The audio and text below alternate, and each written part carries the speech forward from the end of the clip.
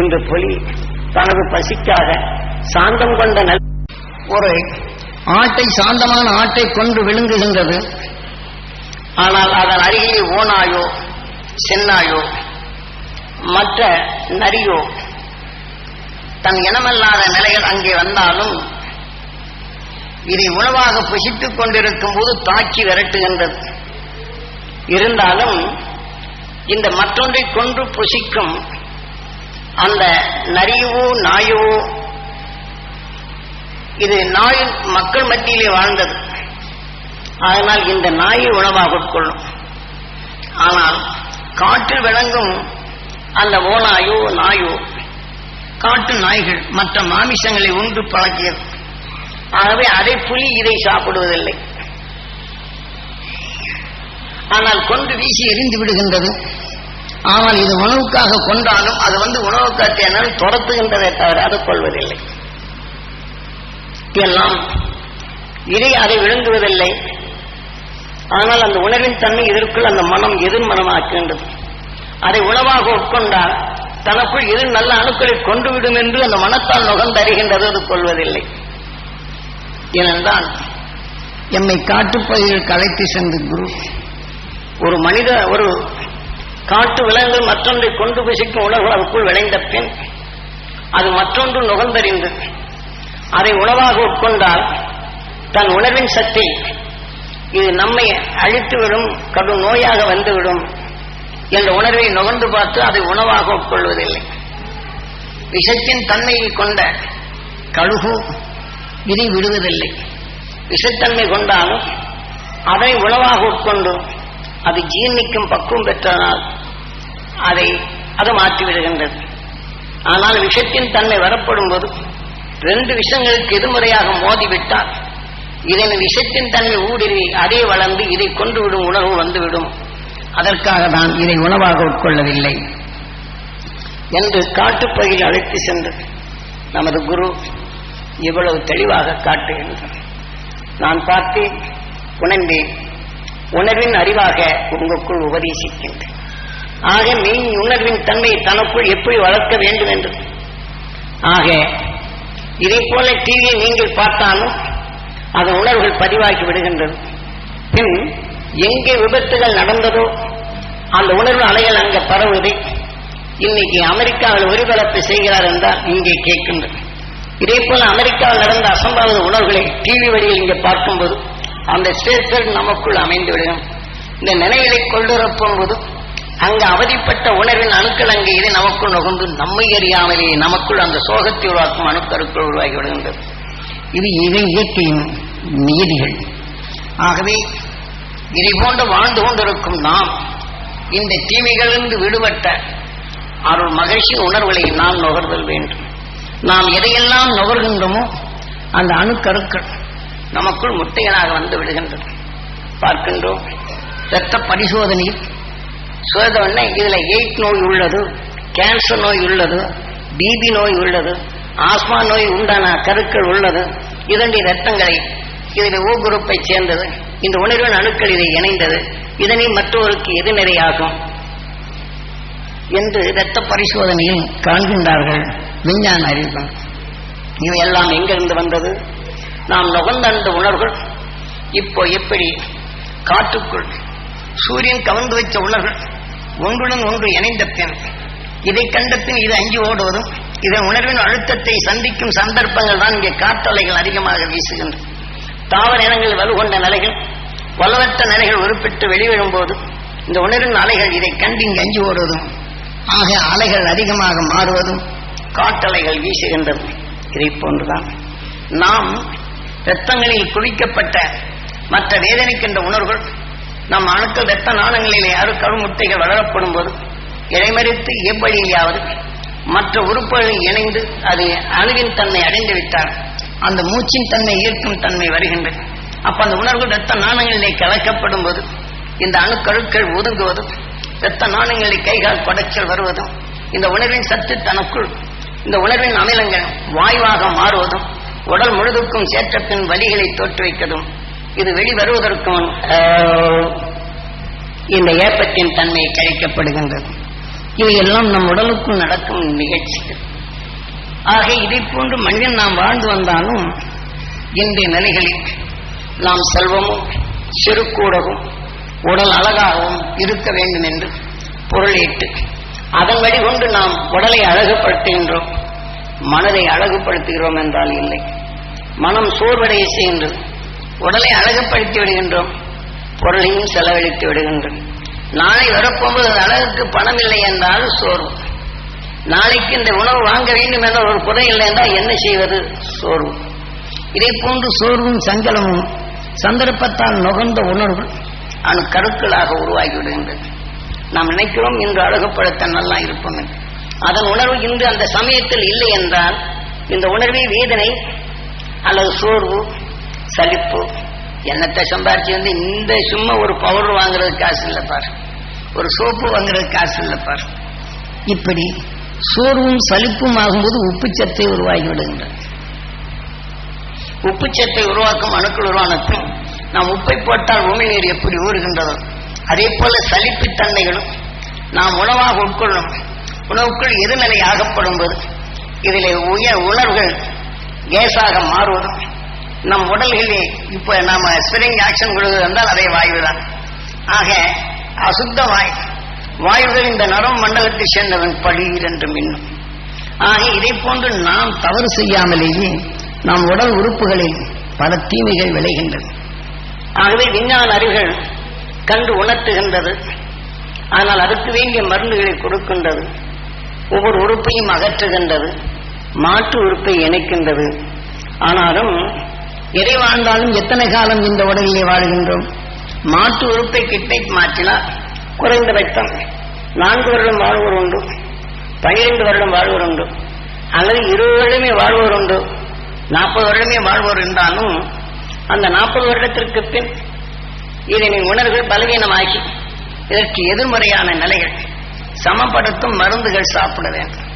ஏனென்றால் இன்னொரு மாற்று கிட்னிக் வரும்போது அந்த உடலின் உறுப்புகள் உணர்வின் அணுக்கள் வேறு, இந்த உடலில் பொருத்தப்படும் போது இதற்கு ரெண்டும் சமப்படுத்தும் உணர்வு அமிலங்களை மாற்ற வல்லமை கொண்ட மருந்தை கொடுத்து இந்த இரத்த நாணங்களிலே மாற்றுகின்றார். இருப்பினும் கிருமி எதிர்ப்பு சக்தி இங்கே இழக்கப்படுகின்றது. இந்த உடலுக்குள் வாழ்ந்த தீமைகளை எதிர்ப்பு சக்திகளை இது குறைத்துதான் சமப்படுத்துகின்றார். ஆகவே சமப்படுத்திவிட்டால் நமக்குள் ஒரு தலைவலி என்று வந்தால் போரும், உடனடியாக அந்த உடல்கள் இங்கே வேலை செய்ய ஆரம்பித்தது. வயிற்றுவலி என்று ஒருவர் வந்தால் போரும், அதை உணர்ந்து கேட்டால் நன்றா போரும், உடனடியாக அவருக்கு வயிற்று வலி உணரும். ஆனால் அதுக்கு தகுந்த மருந்துகளைத்தான் நாம் சாப்பிடுவோம். ஆகவே மருந்தின் தலை கொண்டு இவ்வாழ்க்கையில் வாழ்ந்தாலும் செல்வம் ஈட்டு இதை உடலை பக்குவப்படுத்ததான் உதவுகின்றது. ஆனால் எடுத்துக்கொண்ட வினை என்ற வினை இதில் அதிகரித்துதான் வரும்.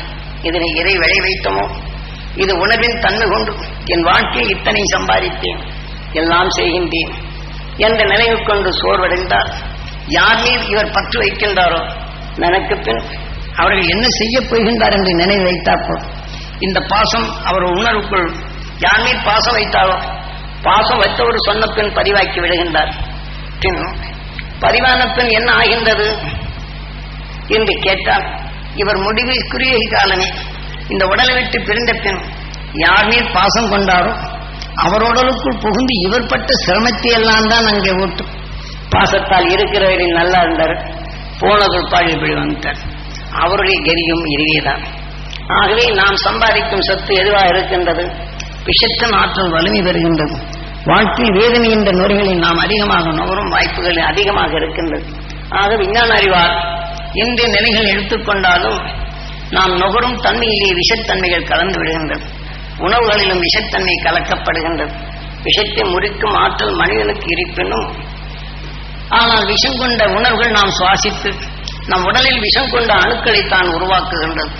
அந்த அணுக்கருக்கள் உருவாக்கிவிட்டால் நம் உடலின் கடுகடுப்பும் வேக துடிப்பும் வேகமாக செயலாக்கும் சக்திகள் வருகின்றன. வேகமாக எண்ணி செயல்படுவதை தடைப்பட்டால் உணர்ச்சி பொங்க கோபமும் அந்த கோபத்தின் நிலையில் இனம் தெரியாது தாக்குவதும் அல்லது தன்னை மடிய செய்வதும் உணர்வுகள் அங்கே வழிவந்தது. இதையெல்லாம் உணர்வின் அலைகளிலும் தீமையின் நிலைகளிலே பக்குவமாகின்றது. ஆக இந்த உடல் நம்மளுக்கு எத்தனை காலம் என்ற நிலையை சற்று சிந்திக்க வேண்டும். இதிலிருந்து நாம் என்ன செய்ய வேண்டும், நமது வாழ்க்கையில் நாம் எப்படி வாழ வேண்டும் என்பதனை நாம் கற்றுணர வேண்டும். நாம் நுகர்வது எதுவோ நல்லவையானாலும் கெட்டவையானாலும் நாம் நுகரும் உணர்வுகள் கருக்களாக முட்டைகளாக நம் இரத்த நாளங்களிலே உருவெற வருகின்றது. அதனால்தான் அந்த நாளடைவில் இந்த முட்டைகளாக இருப்பது அதன் மற்ற பாகங்களில் இணைந்துவிட்டால் அது குஞ்சுகளாக பறந்து அது எரிதேட ஆரம்பித்து விடுகின்றது. ஆகவேதான் இன்று விஞ்ஞான அறிவு தெளிவாக காட்டுகின்றது. இரத்த பரிசோதனை இவர் உடலில் என்ன நோய்கள் இருக்கின்றது, எந்த அணுக்கள் அதிகரிக்கின்றது, எந்த அணுக்கள் இந்த கேன்சர் என்ற நிலை வந்தால் அந்த அணுக்களுக்கு வீரியம் மருந்தை கொடுத்தால் அந்த வீரியம் மருந்து சாதாரண அணுக்களை கொன்றுவிடும். அது கொடுக்க முடியவில்லை, ஆற்ற முடியவில்லை. இன்று இதை போன்று காமாலை என்ற நோய்களை எடுத்துக்கொண்டால் ஒரு இடத்தில் அந்த காமாலை உண்டானவர் சிறுநீரை கழித்தார், அதன் மேல் மற்றவரை சிறுநீரை கழித்தார், இந்த உணவு தாக்கப்பட்டு அதன் வழிகொண்டு அந்த காமாலை உருவாக்கும் அணுக்கள் இங்கே வந்து விடுகின்றன. இதை போலதான் மனிதனை செயற்கையில் உருவாக்கப்பட்ட எய்ட்ஸ் என்ற நோய்களை இன்று பார்க்கின்றோம். அமெரிக்காவில் இந்த நாட்டு ஆசை கொண்டு ஒவ்வொரு நாட்டிலும் விளையும் கொசு, மூட்டைப்பூச்சி, இதை போன்ற உணர்வுகள். ஏனென்றால் மூட்டைப்பூச்சி மனிதன் ரத்தத்தை குடிக்கின்றது, அதே சமயத்தில் கொசுவும் மனிதன் ரத்தத்தை குடிக்கின்றது. இதை போன்ற கொசு வல்லமைகளை தனக்குள் கவர்ந்து அனுப்புவோருக்கு அந்த உண்மையின் ஆக்கங்களை அறிவதற்காக என்றுதான் அவன் அழைத்து சென்றான், எடுத்து சென்றான். இங்கேயும் காசு பணத்திற்கு அனுப்பி வைத்தனர்.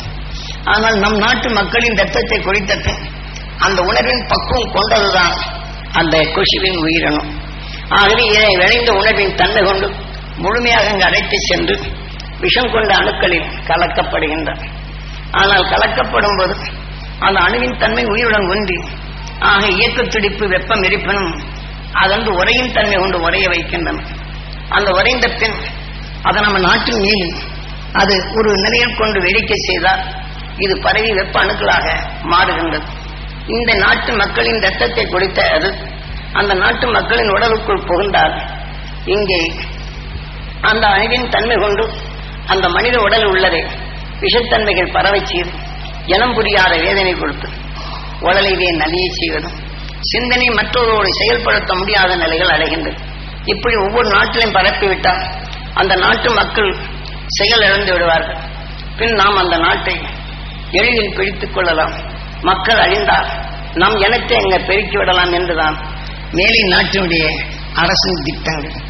ஆகவே விஞ்ஞான அறிவு கொண்டு ஒரு நாட்டை பாழ்படுத்தி மக்களின் மனிதன் பாழ்படுத்தி மக்களின் துருவைதான் ஆட்டை செய்து அதன் வழி கொண்டு ஆட்சி புரிய வேண்டும் என்ற எண்ணம் தான் இன்றும் அமெரிக்காவுக்கு உள்ளது. சற்று சிந்தித்துப்பார். ஒவ்வொரு நாடும் வலிமை கொண்ட நாடு ரஷ்யா இருந்த பின் அவரும் இதை வெல்லும் சக்தியை கொண்டு வந்த பின் அதை வீட்டிடும் நிலைக்கு கொண்டு நான் தான் சாம்ராஜ்யம் என்றும் உலகிற்கே போலீஸ் என்ற நிலைகள் இன்னைக்கு உருவத்து விட்டது அமெரிக்காவின் செயலாக்கங்கள். ஆகவே இதை போன்று தீமைகளை விளைவித்து நமது நாட்டு பண்புகளை வளர்க்க வேண்டும் என்றாலும் பண்பற்ற செயல்களை செயல்படுத்த சிந்தனையற்ற நிலைகளை உருவாக்க டிவி இதை போன்ற ஒளி அலைகளை பரப்பச் செய்கின்றன. ஆகவே இன்று நாம் டிவியை கலந்து அந்த உணர்வின் நிலைகள் கொண்டு இத்தகைய விஷத்தன்மை கொண்ட அலை வரிசையில் அனுப்பப்படும் போது டிவி வழி கண்டாலும் அவன் ஒளிபரப்பாகும் விஷத்தன்மையை இங்கு உற்று நுகரப்படும் இதை நாம் நுகர்ந்து நமக்குள் கடும் தீமையான அணுக்களை உருவாக்கும் தன்மையும் வந்துவிட்டது. இதை போன்று விஞ்ஞான அறிவால் நமக்குள் வளர்த்துக் கொண்டிருக்கும் இந்த நேரத்தில் இன்று எந்த மதமானாலும் சரி, தயவு செய்து நான் கேட்டுக்கொள்கின்றேன், ஒரு மதத்தை வளர்க்கும் கிறிஸ்து மதமோ முகமதிய மதமோ இந்து மதமோ புத்த மதமோ இவையெல்லாம் மதத்தின் அடிப்படையில் வைத்து இதுவே ஆண்டவன் எங்களுக்கு கொடுத்ததென்று சொல்லிக்கொள்ளும் உலகில் உள்ள அனைத்து மதங்களும் இதை செய்தாலும் ஆக மற்ற நாட்டு மக்களை அழித்திடும் உணர்வு வரும்போது அந்த மதத்தின் கடவுள் என்று சொல்லும் அந்த கடவுள் எங்கே சென்றார்?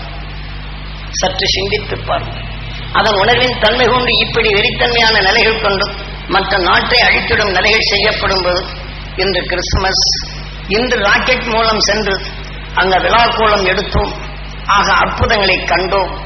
எந்த நிலைகள் கொண்டும் உலகில் உள்ள நிலைகள் வெற்றி விழா எங்கே ராக்கெட்டில் சென்றோம். ஆக ஒரு குண்டை வீசினோம், ஆனால் அங்கு இருக்கக்கூடிய மக்களின் நொடியில் மாய்த்து விட்டது. அதிலே நாம் வெற்றி கண்டே என்ற நிலைகள் வெற்றிவாதி சூடி ராக்கெட் மீது இருந்து வான்வீதியில் கொண்டாடுகின்றார்கள். இப்போ அவர்களை காத்த அதே இயேசு மற்றவர்களை கொல்லச் சொன்னாரா அல்லது காக்கும்படி சொன்னார்களா? அதே கிறிஸ்துமஸ் அன்று அதை கொண்டாடுகின்றார்கள் அசுர குணங்களை. ஆகவே நாட்டை காக்கவா அல்லது மக்களை காக்கவா என்ற நிலைகள் அற்று இப்படி மதங்களாக உருவாக்கப்பட்டு அதில் அரசர்களின் தன்மை மாற்றப்பட்டு அரசரின் மக்கள்கள் நாளடைவில் ஆக இதை போல எதிர்ப்புணர்கள் வந்து ஆக இனம் என்ற நிலைகள் உலகம் முழுதுக்கும் பரவி ஒரு அரசன் இன்னொரு நாட்டை பின்பற்றி கொண்டார். அவன் அந்த நாட்டின் அரசன் நிலைகள் இவன் தூதுவனாக வைந்து விடுவானோ ஐந்தாம் படையாக வைந்து விடுவானோ என்று ஒதுக்கப்பட்ட நிலைகள் ஒதுக்கப்படுகின்றார்கள். அவர்களை தாழ்த்தப்பட்டவராக காட்டுகின்றார்கள்.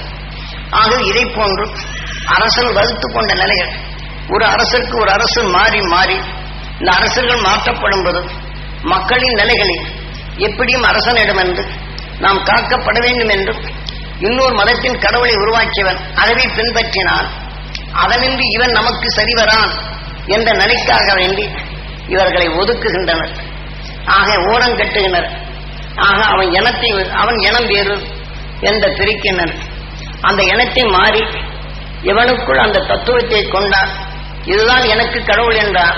அந்த இனத்தின் மதத்தில் சேர்க்கப்பட்டு அந்த மதத்தில் சேர்க்கப்பட்டாலும் இன்னொரு இடத்திலிருந்து வந்தவன் இது ஐந்தாம் படை ஆளாக இருக்கும், இவனிடத்தில் எச்சரிக்கையாக இருங்கள் என்று மதமுட்டு மதம் மாறினாலும் அதில் இனங்களை பிரிக்கப்பட்டு இப்படி மனிதனுக்குள் பகைமை உணர்வாக்கி வெறித்தன்மையான உணர்வுகளை உருவாக்கும் சக்தியை உலகில் பரவிவிட்டது.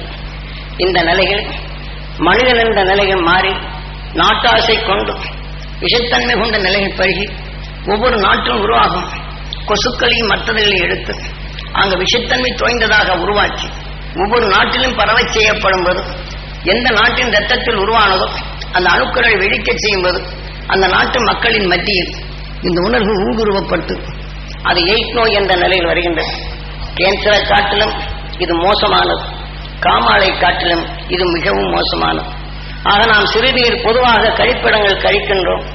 ஆனால் சிறுநீரின் தன்மையில் சிறிதளவு மேலெழுந்த வாரி பற்றிருந்தாலும் அவன் சிறுநீர் கழிக்க செல்லும் போது இந்த உணர்வு மேகத்துடிப்பில் நீர் கலந்து கடலிலேயோ அல்லது நீர் ஓட்டங்களிலேயோ ஆறுகளிலேயோ மீன்கள் எதிர்த்து தன் நிலையை பாய்ச்சுவது போன்று இங்கே மழிந்து கிடக்கும் உணர்வுகள் ஒரு மனிதன் உணர்வுகள் சிறுநீரின் வழியாக அவன் உடலுக்குள் ஊடுருவுகின்றது. இன்று உலகம் முழுவதுக்கும் இவ்வழியில் பரவி கொண்டு உள்ளது. இந்த உணர்வின் இரத்த நாணங்கள் பெருகிவிட்டால் அடுத்து மனிதன் சோர்வும் சஞ்சலமும் உருவாகின்றது. இதை போன்று கொடுமையிலிருந்து மீள வேண்டும். நமது எல்லை எது என்ற நிலைகள் நிலைப்படுத்த வேண்டும். அவ்வாறு நாம் நிலைப்படுத்தினால்தான் இந்த உலகம் இந்த பிரபஞ்சமே ஆக நச்சுத்தன்மை அடைந்துவிட்டது. நமது பூமி மட்டுமல்ல, நாம் சூரிய பிரபஞ்சமான இந்த குடும்பத்தில் நச்சுத்தன்மைகள் வான் வீதியிலும் பரவிவிட்டது, சூரியனுக்குள்ளும் பெருகிவிட்டது. அதன் விஷத்தன்மைகள் தனக்குள் அதை எடுத்து எதிர்க்க முடியாத நிலைகள் உருவாகிவிட்டது. விஷத்தன்மைகளும் 1000 டிகிரியோ 10,000 டிகிரியோ 1,00,000 டிகிரியோ கொண்ட நிலைகள் வந்தாலும் அதை தாக்கி விஷத்தை பிரித்து தனக்குள் அமிலங்களாக மாற்றும் சூரியன் இன்று அதை காட்டும் பல லட்சம் டிகிரியில் கொண்ட அணு கதிர் இயக்கங்களை உருவாக்கப்பட்டு வான் வீதியிலே தூவப்படும் போது அதே சூரியன் தனக்குள் கவர்ந்து தனக்குள் ஈர்க்கப்படும் போது அதை விஷத்தை முறிக்கும் ஆற்றல் இழந்து அந்த உணர்வின் தன்மை சூரியனுக்குள் பரப்பி அதன் உணர்வின் தன்மை கொதிகலனாக மாறி இன்று இதை போன்று இந்த பிரபஞ்சமே விஞ்ஞானத்தின் அறிவு கொண்டு மனிதனின் உருவாக்கி ஆக விஞ்ஞான அறிவு கொண்டு இன்னொரு நாட்டை அழித்துவிட வேண்டும் என்று எண்ணிய உணர்வுகள் தன்னையே தற்கொலை செய்து கொள்ளும் உணர்வாக இந்த பிரபஞ்சத்தை உருவாக்கிவிட்டான். அனைவரும் அதுக்குள் சிக்கொண்டு தவிக்கும் நிலை வந்துவிட்டது.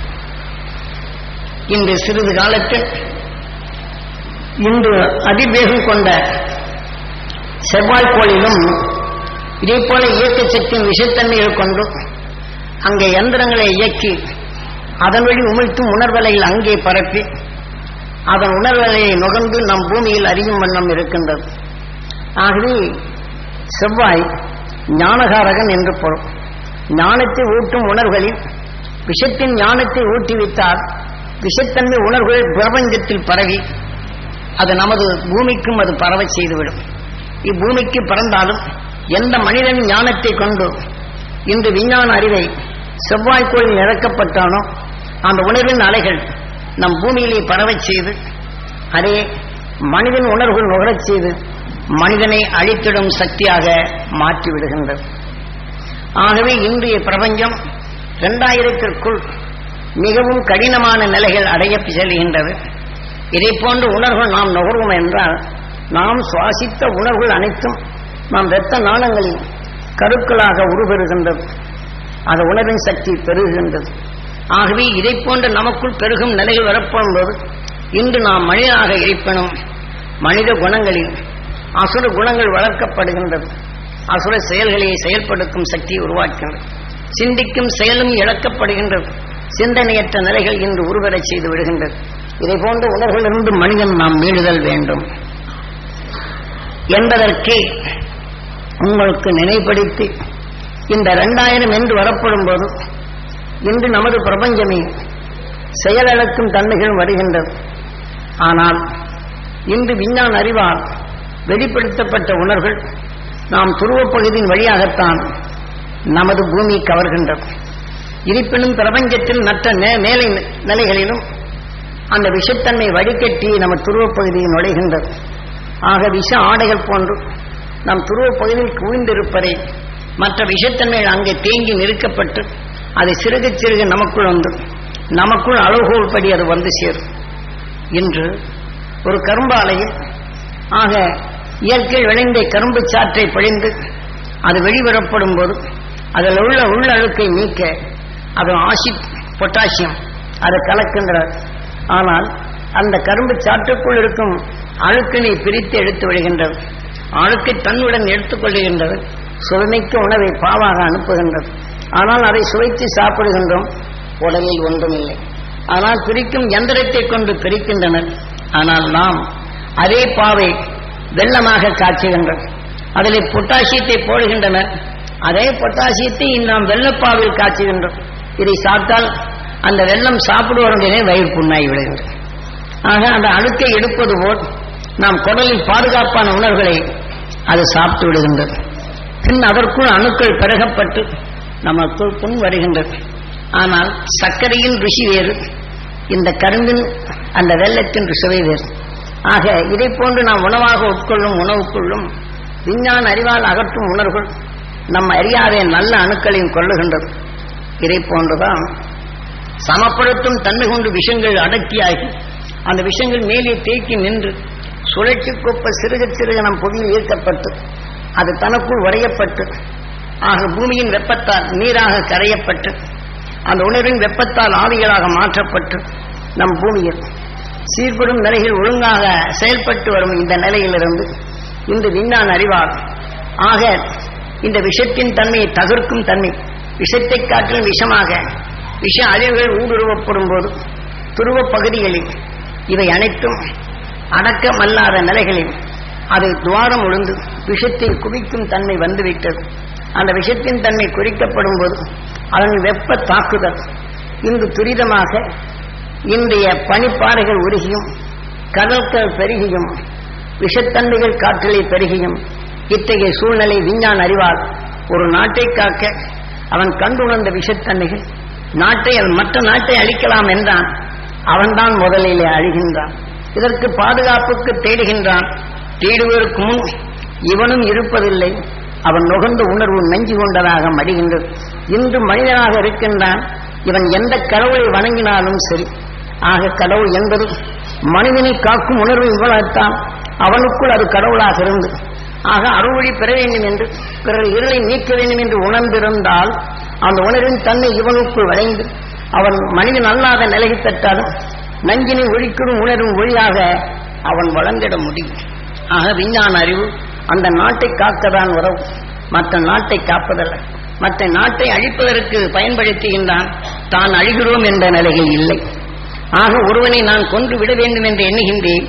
நான் கொண்டு விட வேண்டும் என்ற உணர்வு எனக்குள் அணுக்கருவாக வளர்ந்து நான் அதிகமாக எண்ணினால் அந்த உணர்வு எனக்குள் இரத்த நாணங்களிலே பெருகி எனக்குள் இருக்கும் நல்ல குணங்களை கொண்டு குவித்துக் கொண்டே இருக்கும்.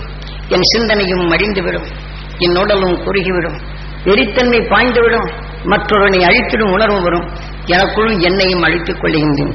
இது இயற்கையின் மீறிய நாம் எதை எண்ணுகின்றோமோ அதை நமது உயிர் உருவாக்குகின்றது. ஆகவே இந்த மனிதனான பின் 6வது அறிவை கார்த்திகேயா என்று கூறுகின்றனர் தத்துவ ஞானிகள். ஆக பல கோடி சரீரங்களை தீமை செய்கிறது என்று உணர்ந்து அந்த உணர்வின் தன்மை தனக்குள் நுகர்ந்து அதனுடைய வலிமை பெற்று தன்னை காற்றும் வலிமை கொண்ட உணர்வுகளை தீமை செய்கிறது என்று உணர்ந்தாலும் அந்த உணர்வின் சக்தி தனக்குள் வளர்ந்து தீமையிலிருந்து மீட்டிடும் உணர்வுகள் இதுக்குள் வலுப்பெற்று எந்த உணர்வின் வலுவை பெற்றதோ அதை நுகர்ந்த வலுப்பெற்று இந்த உடலை விட்டு சென்ற பின் எந்த மிருகத்தை உற்று பார்த்து அதனுடைய வலிமையை தனக்குள் வளர்த்துக் கொண்டதோ இந்த உடலை விட்டு சென்ற பின் அந்த உடலுக்குள் சென்று அது வலிமையாக இருக்கின்றது. இப்படி இன்று உதாரணமாக புலி மற்றதை கொண்டு புசித்தாலும் பாம்பு எளியதுதான். ஆனால் ஒரு சமயம் நமது குருநாதர் காட்டுப்பை ஏற்கனவே பல முறை சொல்லியுள்ளேன், அதற்கு பல உபாயங்களை சொல்லியிருந்தார். ஆனால் அனைத்தும் அவ்வழியில் அப்போது சொல்ல முடியாது. ஆனால் இந்த சந்தர்ப்பம் உங்களுக்குள் சொல்ல வேண்டிய மீண்டும் சொல்ல வேண்டிய நினைவும் இதற்குண்டான உபாய சூழ்நிலைகளை உங்களுக்குள் அறியப்படுத்த இது வரும். ஆகவே அன்று நான் என்னை ஒரு மச்சம் எடுக்க அனுப்புகின்றார், என்னை அறியாமலே. ஆக யானை குறுக்கும் அதிலிருந்து தப்பிக்கும் வழியை காட்டினார். ஆனால் அதிலிருந்து தப்பி சென்றேன். ஆனால் நான் மச்சத்தை எடுத்து திரும்பி வரும்போது என் மனத்தை நுகர்ந்து இந்த புலி என்னை தாக்க வருகின்றது. ஆனாலும் நான் போயிட்டு திரும்ப வருவதை எடை போடுகின்றது. இப்பாதையில் திரும்புவதை கண்டு ஒதுங்கிய இடங்களிலிருந்து என்னை தாக்கும் உணர்வோடு பதிந்திருக்கின்றது. ஆனாலும் அந்த தலை தாம்புக்குள் பதிந்திருந்த மலம் பாம்போ இது பரண்டியவுடன் காலில் அவுட்டு எட்டி பிடித்துக் கொண்டது. அது தன்னுடைய நிறைவேற்றான அந்த காலை போல உள்ள எழுப்பிடுச்சு.